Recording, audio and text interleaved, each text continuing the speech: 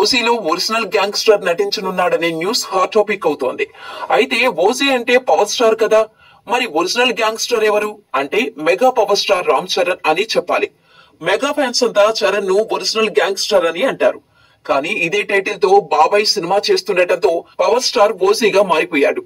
అయితే ఈ సినిమా వరకు ఓజీ అంటే ఓజాస్ గంభీరా, కానీ ఇప్పుడు ఓజీలో రామ్ చరణ్ కూడా నటిస్తున్నాడనే న్యూస్ షేక్ చేస్తోంది. అసలు సుజిత్ ఏం ప్లాన్ చేస్తున్నాడనేది అంతుపట్టకుండా పోయింది.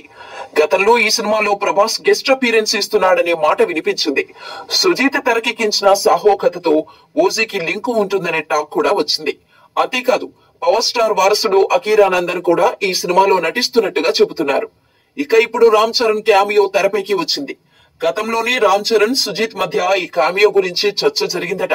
తక్కువ కాల్ షీట్స్ తో ఈ పాత్రను పూర్తి చేయగలమన్న నమ్మకంతో చరణ్ కూడా ఓజీకి గ్రీన్ సిగ్నల్ ఇచ్చినట్టు సమాచారం.